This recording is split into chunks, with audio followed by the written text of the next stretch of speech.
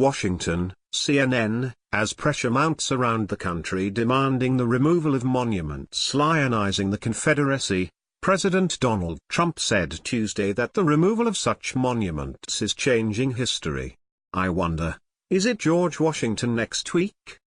Trump asked.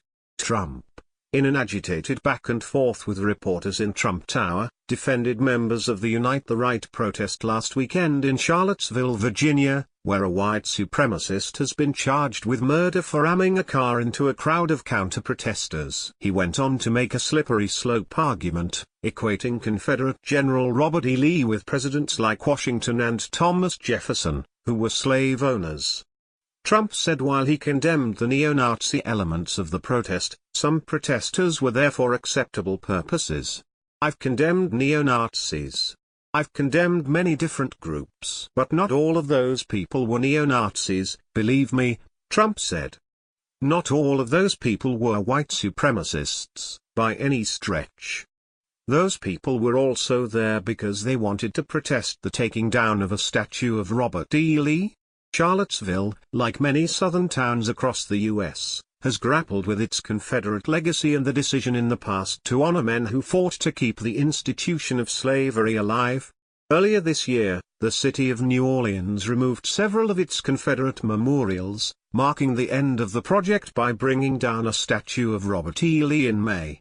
New Orleans Mayor Mitch Landrieu said in a speech about the monument removal that they had served to gloss over the Confederacy's legacy instead of truly reflecting history. To literally put the Confederacy on a pedestal in our more prominent places, in honor, is an inaccurate recitation of our full past, is an affront to our present, and it is a bad prescription for our future, Landrieu said. The fast change in the historic southern city was met with a great deal of criticism, and the clash between those who support the symbols erected to honor the Confederate legacy and those who want them down has generated repeated flashpoints. In his comments, Trump lamented the push to take down Confederate statues. "So, this week it's Robert E. Lee," Trump said. "I notice that Stonewall Jackson is coming down.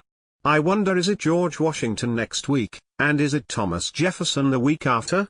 You know, you really do have to ask yourself, where does it stop?" Trump declined, however, to say he supported keeping or removing the statue, and said such decisions should be left to a local town community or the federal government depending on where it is located. Trump appeared incredulous at the prospect of removing the statues, and implied that removing Confederate statues was akin to removing monuments for Washington and Jefferson, both men who championed the cause of liberty for the U.S. against the British while they also owned slaves. George Washington was a slave owner.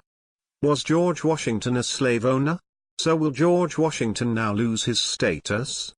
Trump said, "Are we going to take down statues to George Washington? How about Thomas Jefferson? Are we going to take down the statue? Because he was a major slave owner. Now are we going to take down his statue?" Over the weekend, right-wing white supremacist protesters gathered in the Virginia city, bearing tiki torches and in some cases chanting racist slogans. Counter-protesters gathered in response, and the two groups clashed. A man drove a car into a group of counter-protesters Saturday, killing one and injuring more than a dozen others. Trump initially responded to the violent, racially charged events with a statement casting blame on many sides. After significant criticism for equating the two sides, Trump issued a statement Monday condemning neo-Nazis and white supremacists.